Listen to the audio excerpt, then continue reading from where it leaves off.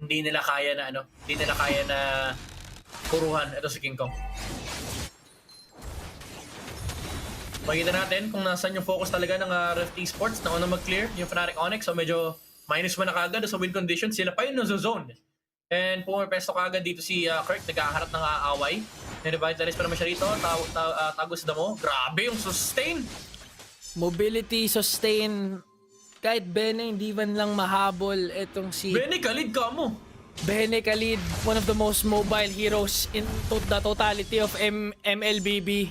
Hirap na hirap kay Kirk. Sinasabi ko sa'yo feel ko nga hindi si Alpha or si Kelre magiging problema nila eh. Sa start pa lang si Hilda na. Si Kirk kaagad yung magiging problema nila. Oo.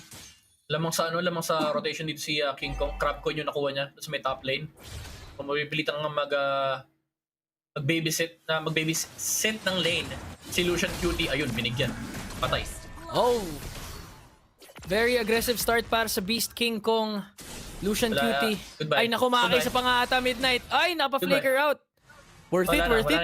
Wala na. Tapos na yung lane na to. GG na. Mahirap. Hindi ko sinasabing GG na yung game GG na yung lane. Kasi, lane counter, tapos napa-flicker ka pa. Oo. So at this point, expect mo si Lucian Cutie baka mapatambay na dun sa top lane para lamang maprotektahan itong si FMM. Pero grabe yung mid-control ni Super Prince talaga tsaka ni Spider-Man. Maski si Super Prince nga lang yan mag-isa eh. Bihira nga sumulpot si Spider-Miles eh. Oh, hirap din kasi talaga i-zone yan ng Zushin sa mid lane. Oh, here comes Kirk. Okay, may power of wilderness na shot na gamit na nga niya pero ang final blow ay mapupunta para kay Super Friends para patumbahin na itong si Melon habang si King Kong naman, trabaho lang, object. Irithel. Oh, ayun na. Okay, back to the ball game tayo. At ayun nga, naipit nga doon si Kev Swan habang nakuha ni King Kong ang unang turtle, nakapitas pa yung mid trio. Ay, hindi nga yung mid trio kasi si King Kong nagta-turtle doon eh. Nakapitas sila Super Friends. 3-0 kaagad. A strong start for Fnatic Onyx. And looking at the lead, ang laki kaagad. Midnight ng gold lead. Mag-ano lang yan, magbabalon lang yan. Kasi again, walang pipigil sa Alpha. And ngayon, free range sila sa mid. Yung trio mid ng Fnatic Onyx, sila mag-dictate ng pacing ng gold lane dito ni Kelra. Yung Irithel talaga magsusnowball lang. Tamo, nag-ulti si FMM para lang mag-defend. And ngayon, ikakat nila yung wave. And hawak nila yung mid lane. And yan, even si Kelra, sa sobrang lamang na niya sa lane, kayang-kaya na niya mag-afford mag-cut. And eventually, kukuha sila ng, hindi nga lang gold plating, baka mabutas na nga nila yung top lane dito, forcing a reaction from Rift Esports. Kasi 4 members na ng Rift Esports nandito, tatry salvage kung ano pang kaya nilang i-salvage. Wala, tititigan lang ng Fnatic Onyx yan. Habang nagkudulak si Kelra, di makalapit si FMM, di rin makalapit si Kev Swan. Kasi di niya kaya yung Alpha. Grabe yung pinapakita ngayon ng Fnatic on at this point parang even if makahanap ka ng opening maka-pick off kay Spider-Miles or kay Kelra, ang dami mong kailangan i-expend na resources and that's not to mention na baka kayo pa nga yung mapitas eh pag gumawa kayo ng play at this point. Yep. Hirap na to. Sobrang hirap na to. Parang wala kang gagawin talaga dito. Ayan, yung Ayun na si Kirk. di pa makapaglaro yung Suyu. Nakukuha pa, aabutan pa ni King Kong to. Oh! Solo kill Kelra sa taas! Minsan Irithel. And King Kong pa, pipitas. Naku, hindi pa nga ata sila tapos dito. Yep. It's a GG. It's Eto a na GG. yung- Grabe! Ay! First item, Skypiercer! Men, nakita mo ba yung isang laban kahapon na yung isang Jushin highest kill, sobrang taas ng kills? Naka-piercer.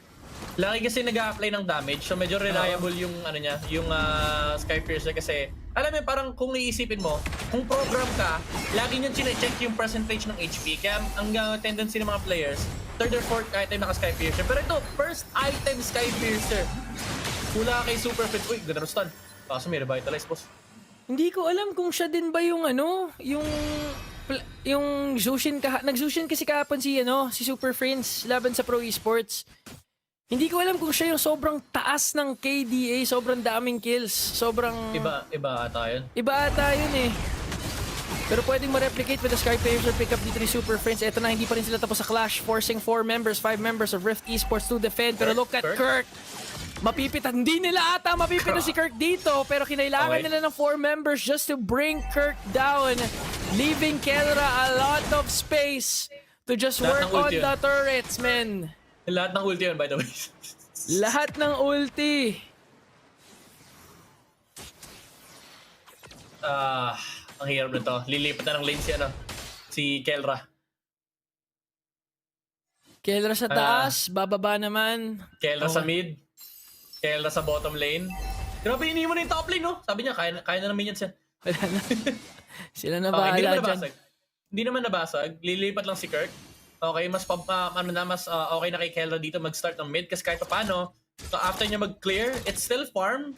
Pero may choice siya between top lane or bot lane. Ngayon, dahil nakita nila yung reaction na galing sa top lane, pwede silang bumaba and si Kelra ay tutulak na naman ng Torre sa may bottom lane. Ngayon, ang maganda rito, hawak ng Fnatic Onyx PH yung mid lane Reaper. Bawal nilang tawiran itong Irritel na to. So that means free push na naman para kay Kelra. Okay, may cross-map play ang ginagawa ng dalawang koponan. Kirk, soaking up the damage coming in from 4 members. Mapipitas siya doon. Pero ang kapalit ata ay ang turtle na ise-secure ng Fnatic Onyx unless gumawa ng play dito ang Rift Esports. Super Friends, so talagang yung emphasis mo sa mid-control, ayaw niyang tantanan. Mag-isa lang siya nag-control ng River ngayon, no? Kahit laban sa tatlo, hindi siya takot. Dito na nga din si Spider-Man. Okay, now, the time is to invade the purple buff. Hindi nag-retry si King Kong doon sa turret, sa turtle. 4-man mid. Okay, nakuha. Medyo maaga yung retry ni Kevs1. 3-level advantage para kay King Kong. Makiklear nila yung mid lane. Kulang din talaga yung damage dito ng Rift Esports. And gusto ko Kelra. Farming alone, Kevs1, muntik mamatay. After the Guardian, ginamit na Spider-Man! Sakto na naman dito sa may mid lane. Revitalize. Ginamit na rin. Tingnan of catch-up. Pero Super Friends sa may bandang likuran. Makapatay pa siya dito. Flicker out. And covered by King Kong. Mabubuhay pa rin yung Zushin. Pero Kelra, nakabang dito. Bawal nyo yung and mahuhuli nila sinataan.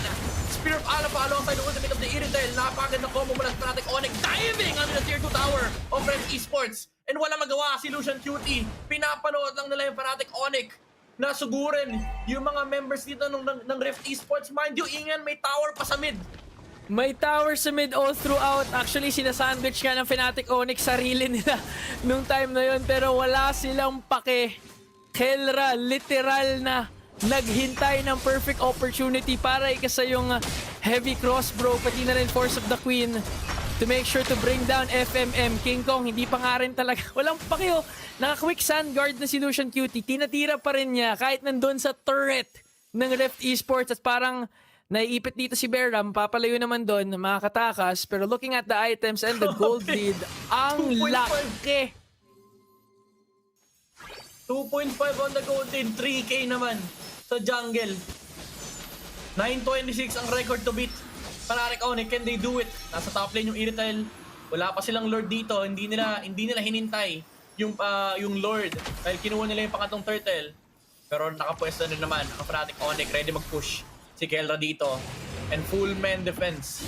Mula sa Rift Esports, inaabot pa nila si Lucian Cutie. Nag-Raging Sandstorm, nag-heal, nag-revitalist na rin. Pero enough yung damage ng Fnatic Onyx para patayin yung Khalid. Oh my goodness. Total domination from Fnatic.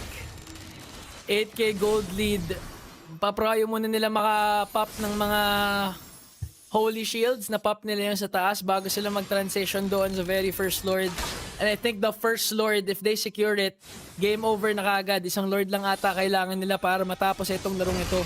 Pero hindi pa rin nag-Lord. Gusto kumuha ng outer turrets pa midnight. Kaya. Ba't mo i-delay sarili mo? Okay, na-clear yung wave. Okay, Lord time. Oh, never mind! Pero catch out of the Guardian. Oh, may pabalik dito. Mula kay Melon, walang tinamaan. Nag-trigger out na siya. Pero nakabasig na naman ng Torre. Ang minions dito sa may bottom lane. And Lord, ang next objective dito ng Fnatic Onyx. Grabe, Ingan. Ayaw magpalaro ng Fnatic Onyx. Ayaw magpalabas. Tinatry gumawa ni Berdo ng play sa taas. Pero eto na yung pagsanib puwersa ng Fnatic Onyx para patubayin si FFM. Doon naman sa baba si King Kong. Pumasok na naman sa Torre. Laban sa dalawa para patubayin si Kevs1. At hindi pa nga sila tapos doon dahil ayaw na nila mag-Lord. Wala, hindi nila kailangan daw. Kami ang tatapos ng game na to. Hindi namin kailangan ng extra help. Pero sabi ni King Kong, teka, tapusin na natin guys. Tapusin na Third na tayo. natin. respeto sa damage output na pwedeng ilabas ng isang Natan sa late game.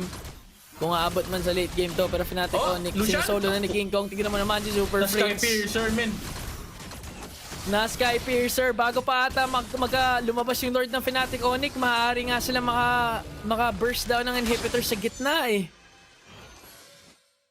Ito na. Palabas na yung Lord. Actually, hindi pa. 20 seconds pa.